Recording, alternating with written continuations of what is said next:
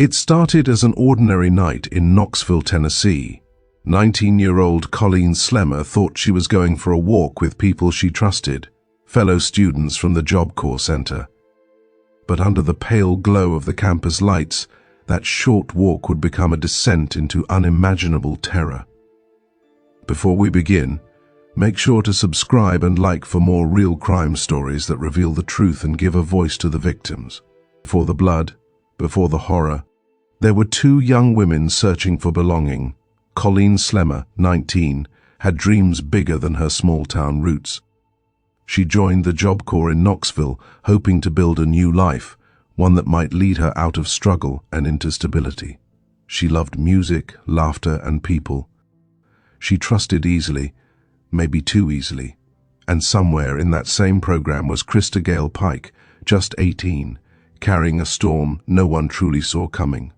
Before her name became synonymous with Tennessee's death row, Christa Gail Pike was just a lost, lonely girl from West Virginia, born into chaos she never escaped. Her story begins in a home that was anything but safe. Her mother battled addiction, her father drifted in and out of her life. There was no steady hand to guide her, no one to say you matter. By the time she was a teenager, Christa had already seen more than most adults ever would. Abuse, neglect, instability. They became the language of her childhood. Friends recalled a girl desperate for love, yet terrified of abandonment. When she smiled, it was often to hide the storm building behind her eyes. At 16, she dropped out of school and joined the Job Corps program in Knoxville, hoping for a fresh start, a second chance. But instead of finding structure and peace, she found darkness. There, she met Taddarrell Shipp, a boy with his own scars, his own demons. Together, they built a world of obsession, one fed by jealousy, occult symbols, and whispered promises of loyalty through blood.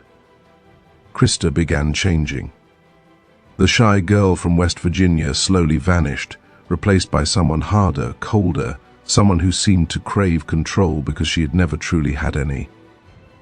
She started talking about Satan, about power, about revenge. Her loneliness had curdled into something dangerous, and as her attachment to Taddarrell deepened, her grip on reality began to slip. She saw enemies where there were none, and soon she believed one girl stood between her and the only love she had ever known. That girl's name was Colleen Slemmer. It was January 12, 1995, when Christa Pike, Taddarrell Shipp, and another Job Corps student named Shadola Peterson lured Colleen Slemmer into the woods near the University of Tennessee Agricultural Campus. They told her it was just a walk, a chance to clear the air after days of tension. But deep down, Christa already knew how the night would end. Colleen, just 19, followed, unaware she was walking straight into a nightmare. The group ventured into a secluded patch of forest, the kind where the city noise fades and every sound echoes. Then the argument started. Christa accused Colleen of flirting with Taddarrell. Colleen denied it.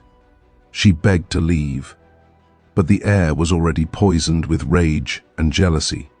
What followed was something out of a dark ritual, a brutal murder case that would shock Tennessee and the nation. Christa struck first, then Taddarrell joined in. They beat Colleen, taunted her, and as she cried for her mother, the woods filled with screams that no one would hear in time. The attack lasted nearly 30 minutes.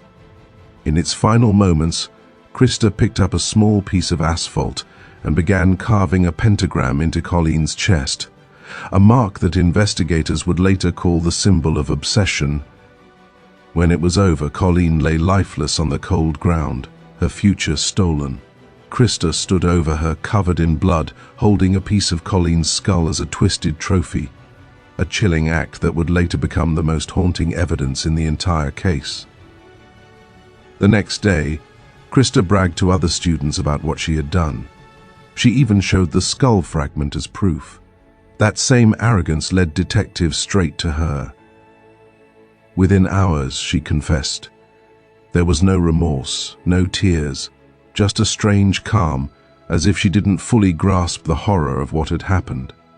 But beneath that calm, psychologists would later say, was something more complex. A young woman whose pain had turned to violence, whose need for control had devoured her humanity. Still, when the details came out, the torture, the laughter, the satanic symbols, the public's sympathy vanished. They didn't see a broken girl anymore. They saw a monster. Yet, ask yourself, how does an 18-year-old reach that point? Is it pure evil, or the result of years of neglect and trauma? The trial of Christa Gail Pike became one of the most shocking and controversial death penalty cases in Tennessee history. The courtroom was packed, reporters, students, victims' families, all trying to make sense of how an 18-year-old girl could commit something so horrific. The prosecution painted a portrait of pure cruelty, a young woman who lured, tortured, and killed out of jealousy, and then bragged about it. They held up the skull fragment, the pentagram photos, and Christa's own words. The evidence was overwhelming, but the defense told a different story, one of mental illness, neglect, and a lifetime of abuse. They brought up Christa's childhood, her unstable home, her history of trauma and possible borderline personality disorder. They claimed she was easily manipulated by Darrell Shipp, who was older and more dominant. Christa sat quietly through most of it, sometimes expressionless, sometimes trembling. At one moment she looked at the jury, tears glistening in her eyes, whispering, "I never meant for it to go that far." But it was far too late. When the verdict came, the room went silent. Guilty of first-degree murder, and the sentence, death by electrocution. She was officially the youngest woman in modern American history to be sentenced to death row. Only 20 years old, and the state of Tennessee had decided her fate. As she was led away in handcuffs, reporters shouted questions. Christa only said, "I'm sorry," but some saw no remorse in her eyes, just emptiness. Years later, in a prison interview, she would say, "People think I'm a monster, but monsters are born, not made." Those words sparked fierce debate. Was she taking responsibility or deflecting it? In the courtroom, Colleen Slemmer's mother wept quietly as the judge read the sentence. Her daughter's life had been stolen in the cruelest way imaginable. And yet, as she left the courthouse, she said something that silenced everyone around her. "Nothing they do to Christa will bring my baby back." It's moments like that, the intersection of justice, grief, and vengeance, that define the tragedy of cases like this. Christa's lawyers appealed her sentence for years, arguing that she was too young, too mentally unstable to face execution. But the state stood firm. And so, as the years passed, the world moved on. But inside Tennessee's Riverbend Maximum Security Institution, Christa waited. Alone. Do you believe the death penalty was the right outcome? Was this true justice for Colleen, or another young life destroyed by a broken system? Drop your thoughts in the comments. Nearly 30 years have passed since Colleen Slemmer was taken into those dark woods. But for her family, time has never truly moved forward. Every sunrise feels like a reminder of the daughter they lost, the laughter that was silenced, and the life that never got to unfold. While the world has changed, Tennessee's only female death row inmate, Christa Gail Pike, has remained frozen in that same moment, trapped behind the steel doors of Riverbend Maximum Security Institution, waiting for the day the state of Tennessee will carry out her execution, now officially set for September 30th, 2026. Inside her 6-by-9-foot cell, the days blur into one another, endless, grey, and heavy with memory. She's no longer the defiant teenager who once bragged about her crime. She's 49 now, older, quieter, her hair streaked with grey, her eyes hollowed by years of isolation. But for many, the silence she lives in now feels far less than the silence she left behind. Because while Christa breathes, Colleen does not. While Christa has decades to reflect, Colleen's story ended at 19. Colleen should have had birthdays, friendships, a family of her own. Instead, her mother still visits a grave, speaking into the wind as if her daughter can somehow hear her. "I just hope she knows I still think about her every day," her mother once said in a rare interview. The pain hasn't faded, it's just learned to live quietly. And as the execution date nears, Tennessee is once again divided. Some see it as long-delayed justice, the closing of a wound that's been open for 3 decades.